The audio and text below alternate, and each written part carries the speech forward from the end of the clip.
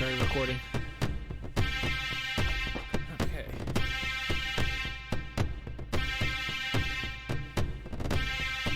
So just a little bit here, just like a minute or so. Should be on 45 seconds. Can you hear me? Oh, good. Okay.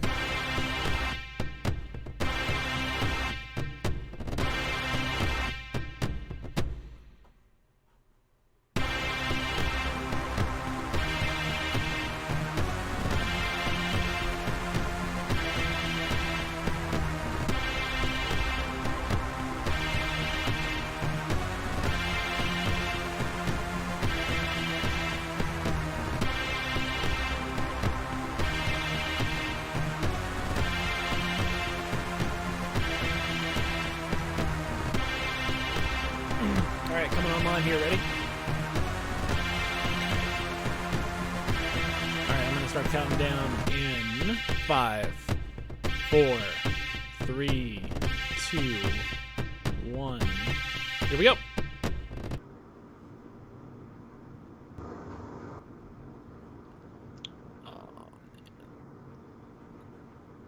All right, we are live, everybody. Thank you so much for holding on for us a little late today.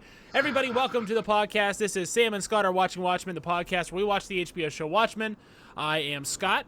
And I'm Sam. And today we're going to be talking about Watchmen, Season 1, Episode 6, This Extraordinary Being. Sam, this was quite a doozy, wasn't it? Woo! I thought last week's episode was like, it just had me. But this, I was just sitting back. I was like, what are they doing? This was a doozy of an episode right here. It's a lot. It was a lot. It's a lot packed in here, and one of the cool things about this episode is we get to see things from the source material that we have covered so frequently and to such a degree. A complete inversion of so many things. So many things. Alan Moore left a whole lot of things with Hooded Justice open. Yeah. So it was like Damon Lindelof dived in a pool of Hooded Justice, nothingness of a swimming pool of I got so much stuff to play with here, and just filled up that whole tank. Just that whole pool of a water full of Hooded Justice backstory. So I guess this is who he is. Wow. The white face paint thing is ingenious. It's a type of thing. Yeah. And a great way to tie it into how Angela's, the way she does her paint thing and everything. Exactly. It was pretty much telegraphed from the very beginning with Will's colors and everything, the old man's colors and stuff. It was Reddit predictions and stuff, and pretty much, everything pretty much came true. But for all those casual ones that really didn't, expect this to be what it is, and from all those, Watchmen, this was, actually really still a quite a surprise. It really was, and it's the type of thing that, they didn't telegraph very directly. I think for people like you and me, and the people that watch our show and listen to our podcast, for those people, I think maybe we are, we know about these things, right? We know the red, we know the hood, we know the secrecy. We're so deep embedded in the lore and everything. I mean, just picking stuff apart, you could sort of tell where it was going and everything. But still, the reveal is fine. I mean, this episode, the direction of this episode, Scott. I mean, from the transitions to it wasn't your straightforward, direct, plot narrative and everything, and this and this is supposed to happen, but the transitions, the way that they went back and forth with the flashbacks and stuff, to going to Angela, to Will, to his wife, to Captain Metropolis. We get to see Nelson Gardner. And Nelson Gardner, by the way, reminds me of nobody quite so much as Ozymandias, specifically Ozymandias as portrayed in the movie. Matthew Good's portrayal of Ozymandias is excellent. The fact that when Nelson says to Will, something about you'll never know your secret, and I'm thinking, is it that he's a cop? Is it that he's gay? Is it he's black? Is it that he's a superhero? Is it that he's the survivor of the Tulsa riots? You know what I mean? What secret could he have been talking about? There's just so many. And that's one of the things about the show that's excellent is. One of my favorite things about this show is that nothing is operating at the basic level. Everything's subtext. We talk about this all the time on the show. Subtext, right. Yeah, subtext is really the essential core of what Watchmen was. So it's still keeping in that vein, even with this, all the episodes and everything. And this obviously is going to stick out as far as the style because it's very different from the presentation of the other episodes. Yeah, it's so interesting to seeing. Even from the beginning when they said when the Watchmen title faded to Minutemen when they did the white design. Man, I was super excited. Yeah, it's like, we're gonna see something. It's like, are they gonna show you all the things? It's like, is it gonna be salacious like the show, that we saw in universe? And the answer was yes, of course.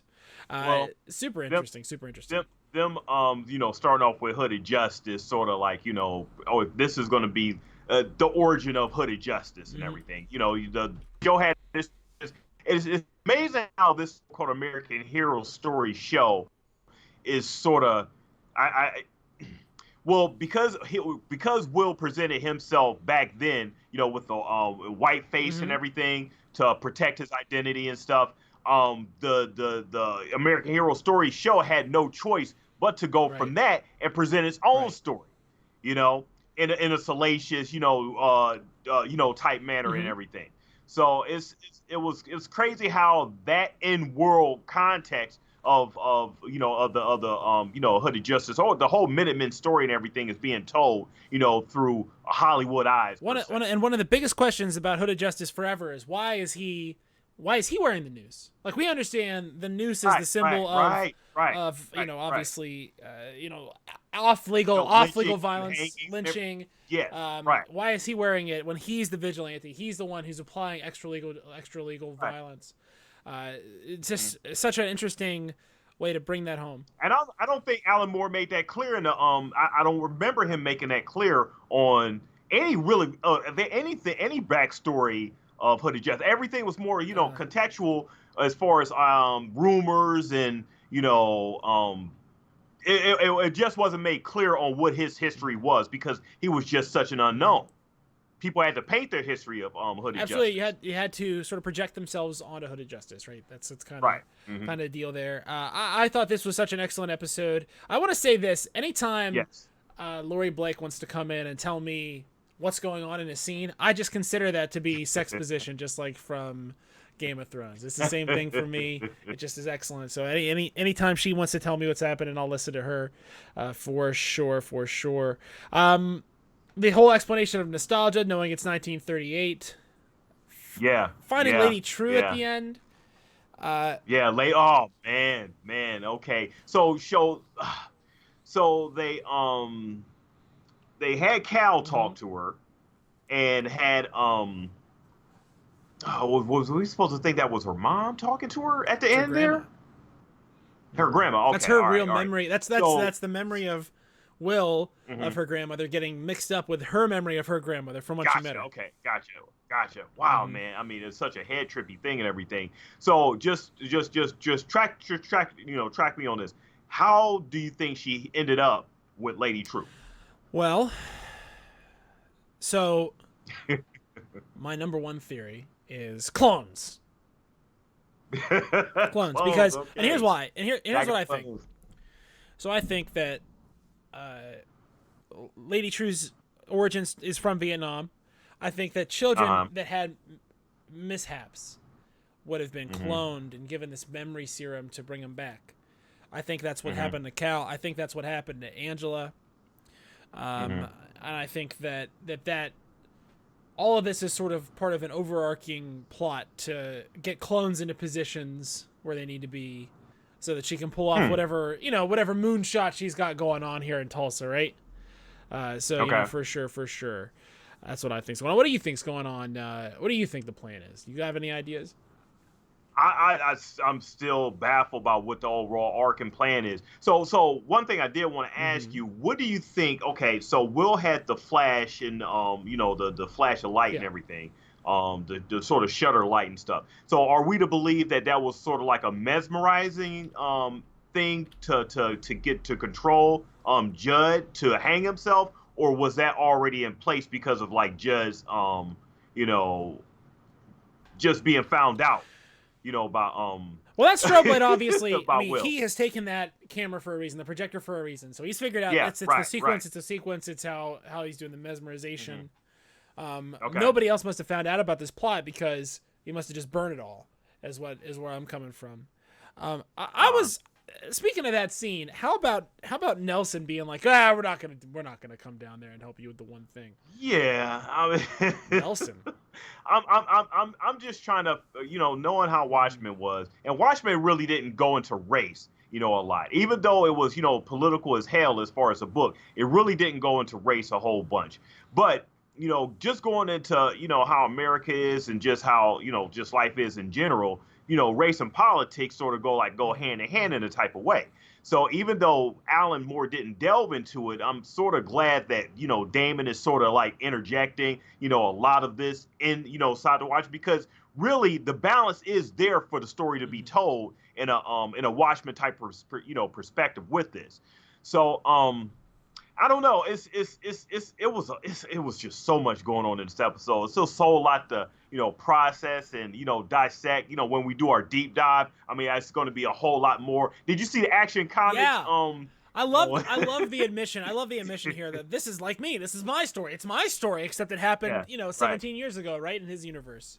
Right. Super. I'm just super excited to see where they go here. I saw the Next On. Did you see the Next On stuff at all?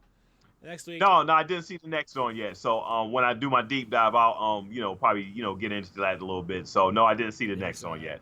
There's some exciting stuff next week. I'm excited for it. All right, don't spoil it for me yet. Don't spoil it for me yet, buddy. I can't wait to see. Do you have like a favorite piece you want to right now? Like a favorite scene? Like what was your favorite part of this episode? That you saw. So the highlight episode was just seeing Minutemen run across the screen and everything. So I really that really got me excited.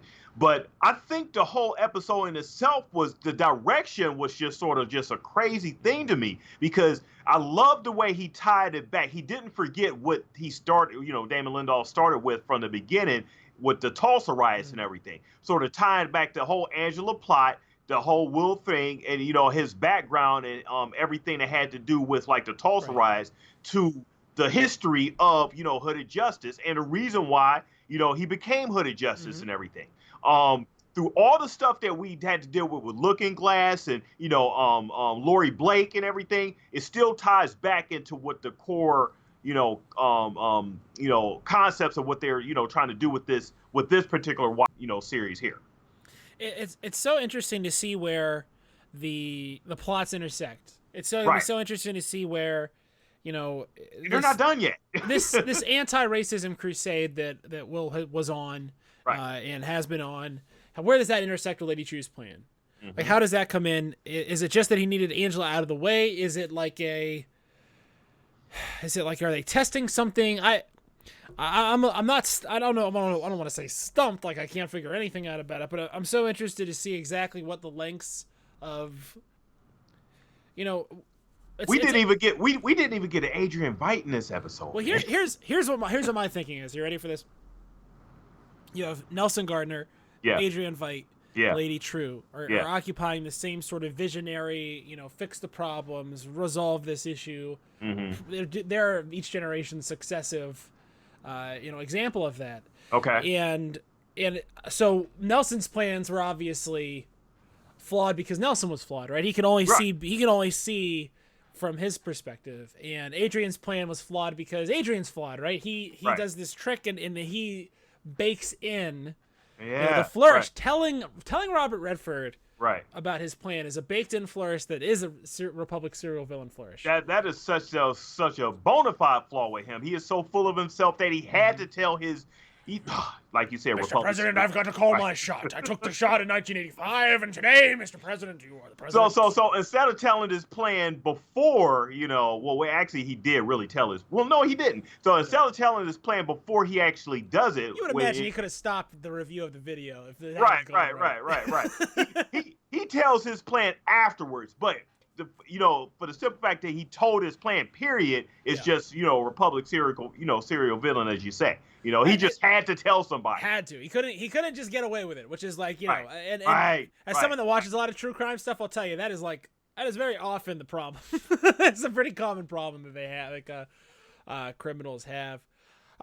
This is definitely the most screen time Captain Metropolis has ever gotten. So this is a long time of Captain Metropolis. You see how they blurred out all the Minutemen, so we didn't really get to see, like, the comedian or what was her name? With the bob hair, the Silk, Silk Spectre, Silk Spectre, Stiletto, Mothman, comedian. Right, you can see Night Owl. Like, you can kind of make them out. So they must have costumed these people, which I want to see them. I just want to see them. There's 3 episodes left. Then you never know. Definitely a lot of stuff that's going to be on the final this week for sure, right? Oh yeah, reading. Yeah. Get your highlighters out, folks. There's going to be a lot to talk about there. Will was an angry dude. Will's not happy. Will's not happy. So that's sort of our thoughts, so far as the episode goes right now. Obviously, we're going to continue to deep dive. The PDpedia stuff will be out tomorrow most likely. Mm-hmm. So we'll check that out. We'll get back to you here on Tuesday. Before we kind of, go all the way away, let's talk a little bit about our other show on the channel, right? Which is a Carbonite Bounty BS, a Mandalorian podcast, a podcast about the Mandalorian. I set this up earlier, but so we could talk about it and have it up, but I'd messed it up. So this is the preview for the thumbnail for our next episode of that show. Just get it adjusted here on the screen. Make sure you guys tune in. Make sure you guys check out. You can see fun infographics that I have created for that show, like this one. So check that out. You can check it out. Make sure you guys, I want all you guys, thank you first of all for watching us live and everything. Absolutely. Right after the episode. Also, make sure that you're clicking the subscribe button and that bell button so you can get notifications. We need you to subscribe so we can get our subscriber count up. Make sure that you're going to our website, nerdcyclopedia.com, reading all our special articles regarding Watchmen, Mandalorian, all our different topics and everything. Make sure that you're following us at our different Twitter and Instagram, spots and everything. Yeah. So follow us everywhere. Fun times. Come see me on Twitch when I stream. Come see me here, where you can see me on my show. Nobody Cares, which stars me. Nobody cares. Nobody cares. So that's where you can catch me. Anything else you want to say? What an episode, man. Back-to-back solid hits. We got the squid last week, and we got a good solid episode this week. Explanation of what the squid is, explanation of who Hooded Justice is. Justice is, yes. Much more an anti racial oppression crusader. It certainly makes sense that a black superhero would masquerade as a white person being a superhero. Right. Additional cover and being accepted, he would have had to, put the makeup under that mask in order to be accepted, or else it would have just been like I guess a real lynching. And I guess the filling in the background of Hooded Justice and the way and the reason why he wore that the rope and everything is a really good way to fill that in and everything. So good 17-year career, excellent. I hope we see more stuff like this, more stuff referenced in the original stuff, and we'll be here with your deep dive. You're gonna need that. Get through this, and of course we'll see you next week for. It sure looks like next week's shaping up to be the trial of Adrian Veidt. So I'm looking forward to that. Can't wait. He's the final frontier. That's right. Out there, they didn't even show any of them this episode, so we gotta have like a sort of Adrian-centric episode now. Hopefully they split it half and half. They tell us what the deal is with all these clone people, and then we go see Adrian Veidt. That's what I'm hoping for. Time to wrap this up. Absolutely, yeah. It's time for the final. Let's get it. We're past the midterm here. These lectures, we don't have quizzes, but show up. Everything's on the final. All right. Well, that's that. So we'll see you in a couple days, and hey, check us out. Peace out, people.